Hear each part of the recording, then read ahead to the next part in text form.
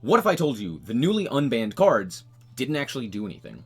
Hello guys and welcome back to another cold episode. On today's episode we're taking a look at Orcust, and more specifically with the unlimit of Nightmare Mermaid and Nightmare Goblin. Now you might be noticing something immediately, and that is Nightmare Goblin's not in this deck. And here's why.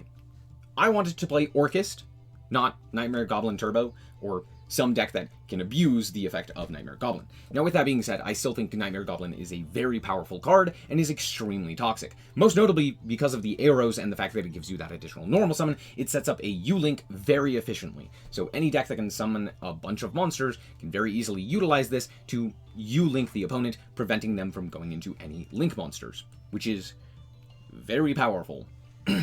However, there's not very useful in this deck in particular. So we're not really playing it.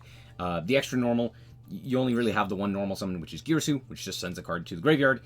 If it resolves, it's great, but it's a hard once per turn. So yeah, not really anything else that we'd want to be using that normal summon on. And on top of that, it's not exactly the easiest thing to make in this deck because it is a wind. It's just not really feasible as well. So yeah, there's that. However, we are playing Nightmare Mermaid. Now, if you don't know what Nightmare Mermaid does, because it's been banned for so long, real quick, what it does is any two monsters equals a nightmare, and any nightmare equals Nightmare Mermaid. And Nightmare Mermaid, on summon, discards a card in order to summon a nightmare from deck, which most of the time is Orcust Nightmare, which then does the full Orcust combo. However, prior to the banning of Ibli, you could summon Ibli. This is why Nightmare Mermaid was banned, and now is totally a-okay to come back to Yugioh, because, yeah, without Corruptor Ibli, this card doesn't really do anything. Because the thing is, Yugioh is also full Orcust combo, right? And pretty much any other Orcust name and any way to special summon a guy to the field, which is not exactly difficult, still does Galatea full combo. Kind of. More or less. So, all in all, not really much has changed. However, it does allow us now to play a little bit more in terms of the non-Orcust monsters and ways to not necessarily see the Orcust monsters. And instead, we're playing things like Kashtira and Horus that all now can go into the full Orcust combo as well. So, because of that, we're playing a few more engines in here. So real quick, let's hop through the card by card and explain the choices. Obviously, starting off here with the Kashtira, we're running Kashtira, Unicorn, and Fenris, as well as the one Birth and the one Field spell. It's pretty simple, but yeah, just very useful to have an additional guide to special summon and then get additional advantage off of it, as well as Birth is such a very powerful card in recurring resources, so it's just very useful in that regard. Next up, we have ourselves the Horus engine, which is pretty simple. We're running 3 apiece of Imseti. Being able to discard a card is very useful in this deck, because being able to put a Harp Horror into the graveyard is extremely powerful, because this is the main starter for the combo, and basically does the whole thing by itself, which is, again, very solid. And then on top of that, we're also running 3 apiece of Kingsark, and then 2 of the Tomb, as well as 1 apiece of Happy and Dua. And that's it for the Horus engine. And then the rest is the Orcust cards. We're running 1 Simple Skeleton, which banishes itself from the grave in order to reborn an Orcust monster from grave, locking you into darks. Harp Horror does the same thing, except instead of summoning from grave, it summons from deck. We have the Orcust Nightmare, which summons or banishes itself in order to modulate the attack of a monster on field by sending a dark machine monster from deck to grave. So it allows you to send something like World Wand, which allows you to reborn an Orcust monster from banish, or send Gizmek Orochi, which can summon itself by banishing the top 8 cards, which, again, both very powerful for very different reasons. Gizmek Orochi allowing you to get a Dark 8 onto the field, which means after getting Dark Locked with either of these guys' effects, you can still summon something like Dingirsu off of the Imseti and the Orochi, or a Zombie Vampire, all which are very good. On top of that, we're also playing the 3 Girsu, which is pretty much the only normal summon in this deck, and that is because you can also normal summon any of these guys alongside any of the other special summons, and then you're off to the races. But Girsu, what it says is, on normal, it sends a World Legacy or an Orcust card from deck to grave. Then, it can also special summon a level 1 token to both players' fields. Now, this is honestly pretty useful, because it basically means that if your opponent doesn't imperm this, they can't imperm anymore, which is very, very useful. Anyway, And that's pretty much it. Oh, sorry. We're also running one apiece of Orchestrated Return, Orchestrated Babel, and Orcust Crescendo, all of which are kind of bricks, but do very different things. Orchestrated Return is the draw to. You send a card, draw to, pretty useful. Babel allows you to use all of these guys' effects at quick effect speed, which means you can use Dingirsu and bring it back to send pretty much at quick effect speed, which is pretty nice. And then we have Crescendo, which is just an Omni Negate, as long as you control a Link monster. And it also banishes the card, which is very powerful. And that's pretty much it. The rest are just hand traps. 3 Maxi, 3 Ash Blossom, 2 Nibiru, 2 Called By, and 3 Infip. Also, notably, Nibiru's very good right now. No one is playing around Nibiru, and a whole bunch of people are playing these big go-wide combo decks, and they're not really prepared for this. So, yeah, Nibiru's great. I would suggest playing it in your decks. As for the extra deck, we're playing 1 Giant Trainer for the Horus stuff so that we can draw into additional cards. We are also playing the 2 Dingirsu and 1 Zombie Vampire, and that's it for the rank 8s. The rest are Link monsters. The one Link Karibo, because this is a level 1 token that it ends up summoning. It's very useful, just getting the monster to be an effect monster. The 1 Nightmare Mermaid, as I've previously mentioned, any 2 monsters goes into this. And then we're also playing the targets for it, the Phoenix and the Cerberus. Both are very useful in different situations, but most of the time I'm summoning Cerberus to summon the Mermaid. Then we have 2 Galatea, as well as the 1 IP Masquerena, 1 Dark, 1 SP Little Knight, 1 Apo, and 1 Axis Code Talker. Yes, Apo can be summoned actually fairly easily in this deck. But yeah, that's going to be it for the deck. Let's hop into the replay and show you how this deck performs. Alright, so here we are going first, and this is a really, really solid hand. And we are playing against a 60 card deck, so let's see what we can do here. We're going to start off here with the Fenris. We're going to grab up the Unicorn here, then we're going to activate the Imseti effect, pitching our Nightmare, our Orcust Nightmare. We're going to draw into Harpor, which is kind of funny. So we're going to activate the King Sark here, and my opponent will activate the Maxi in response. I'm like, okay, I kind of figured you had this. Obviously, they had, like, the tells. But, yeah, at this point, I'm just going to be, like, Fenrir, Imperm, Pass, and kind of hope and pray. We have Unicorn as follow-up, which is insane. So I'm not feeling too worried about just dying, especially against a 5-card hand. And Fenrir being absolutely insane. My opponent goes for the Magical Meltdown, grabbing up the Alistair the Invoker. And I'm like, okay, sure. And then they activate one of the worst cards that I think I've ever read in my entire life, Red Eyes Fusion. If you don't know what this does, well, it summons... Oh, hold on, this guy. Now, in theory, Red Eyes Dragoon is pretty good. In practice, it kind of sucks. And this is going to show you why. There are so many ways to deal with this guy, and he's just kind of neg in advantage. He has to discard in order to negate. His pop requires you to play a bunch of bricks, and the fusion spell, this one, is so unbelievably bad, you basically can't do anything the turn you activate it, which means drawing it ends up just being a dead card. Or you could try to go into Verte and hope that Verte resolves at, like, the end of the combo, but at that point you probably just make DPE because it's just more reliable and more recursive and doesn't require you to have a whole bunch of cards in your hand. So yeah, Dragoon's, like, cool and all, but what if I just, like, forced you to interact with me, and if you didn't, you died? Also, I could just attack over it. 3,000 is just not enough attack points. My opponent realizes that and concedes.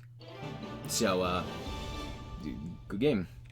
Alright, here we are, once again, going first with a, well, very similar hand, to be frank.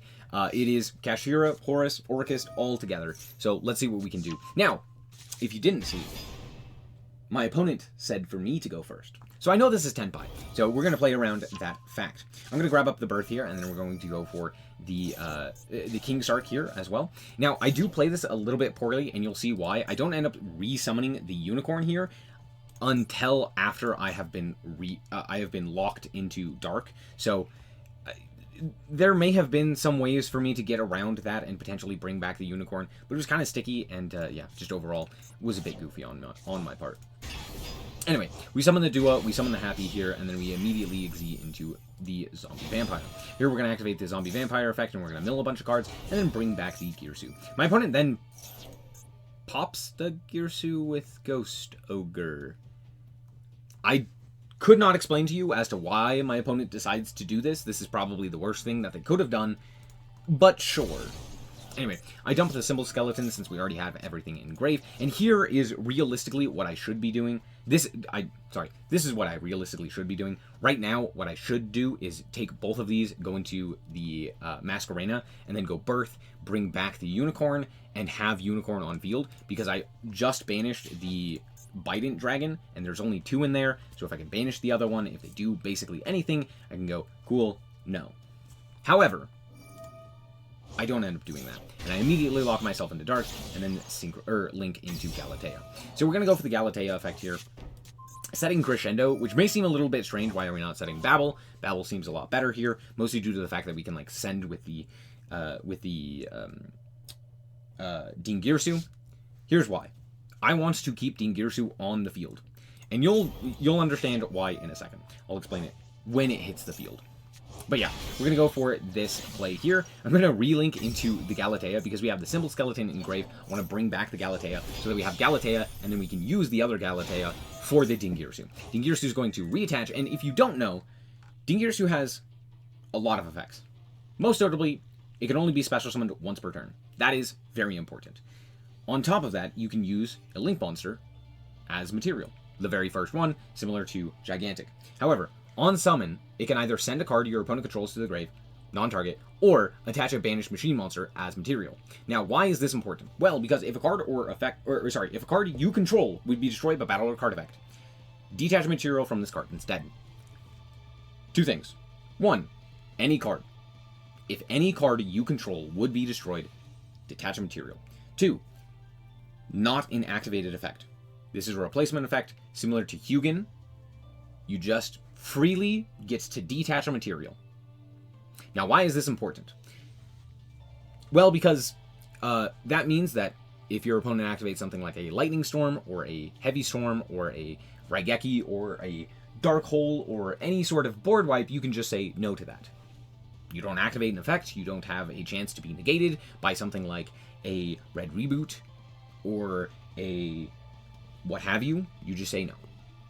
So this is very, very useful against Tenpai. So if I'm summoning this, or if I know that it's Tenpai, I'm going to be summoning this. Anyway, we ended up milling in Orochi earlier, so we're going to summon that and then go into the IP Masquerena. So this is pretty much an ideal end board. We also have Ash in hand, because of course we do. My opponent is going to go for the Heavy Storm and then go for the Droplet, which I do have to negate, because if they do end up negating the Dingirsu, we just kind of get wiped, and it just becomes a mess. So we're going to negate that, and yeah. Then we're going to protect with the Dingirsu. We're going to protect again with the Dingirsu. My opponent's going to normal summon Pydra, and we have the Ash Blossom to alien that up. And then, of course, after that, we were just going to go for the IP into SP, because, yeah, they don't have anything. Trust. Alright, here we are once again, making our opponent making us go first. So, yeah, well, this hand is not nearly as good, but it does do the full combo. So we're going to go for the Girsu effect here, and there's the Maxi, because of course they have it, they always have it, and cool, now we're playing with 4-card hands. You'll love to see it. Anyway, I'm going to give them a card, and now we're going to go for the Link Karibo, and then we're going to link these 2 off into Cerberus, and then we're going to activate the effect, link that off into Nightmare Mermaid. Nightmare Mermaid, pitch the second Harp Horror, and my opponent decides to Ash here, for reasons that I could not explain to you. So, yeah, I guess we just don't know what Orcust does anymore, but that's fine. Because now we can special summon out the Nightmare, and then go into Galatea. Galatea effect is going to shuffle back a card, and I end up kind of just being like, let's bet. Let's just take a little bit of a bet, and hope that I draw really well. And so we're going to go for the Orcust Nightmare here. We're going to target and send the World Wand. Realistically, I should have sent the Gizmek here.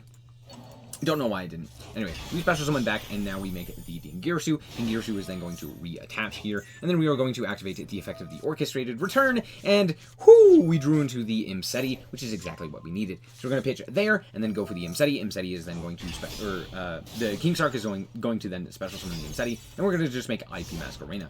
Now, could this have been better? Maybe, but I also did get I got hand trapped twice, and I know that my opponent is on Tenpai, so I'm feeling pretty comfortable. Dingirsu's not bad into this, as I previously mentioned. So my opponent is going to not read my cards, and go for the Heavy Storm. I'm like, okay. And then they're also going to go for the Raigeki, which I'm going to go okay. And then they're going to normal summon the Dora Dora, grab up Genroku, and I'm like, cool, good thing I have this called by the grave. It'd be a shame if they, like, I don't know, did something. So, yeah.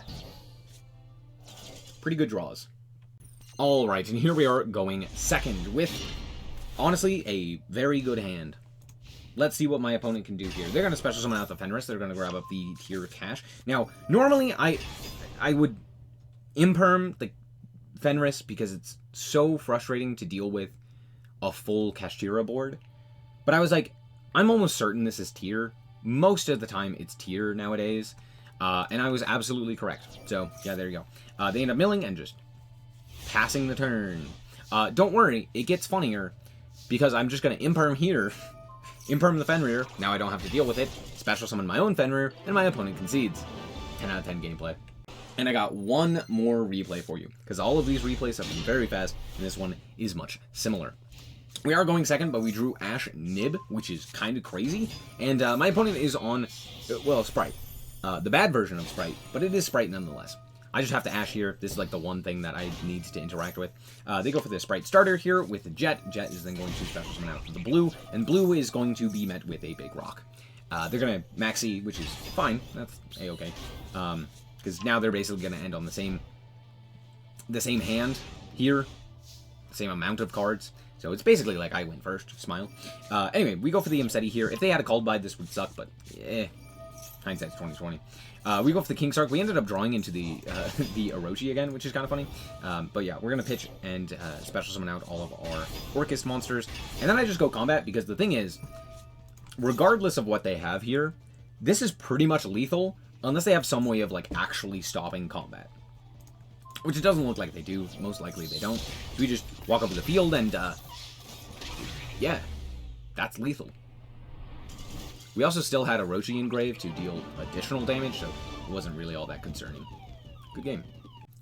Alright, we're back with the deck, and honestly, as you could tell by those set of games, Nightmare Mermaid kind of didn't do anything. Yes, it ate an Ash Blossom once or twice, but for the most part, this card doesn't really change the math on the Orcust cards, except for the fact that it allows them to play more non-engine, or not Orcust engine specifically, and allows them to actually use things like Kashtira and Horus and all of these other decks to kind of go into the Orcust combo and still end on that board while not utilizing more of that engine and kind of bogging down the deck in a whole bunch of cards that don't really do anything outside of the, like, weird combo that it does.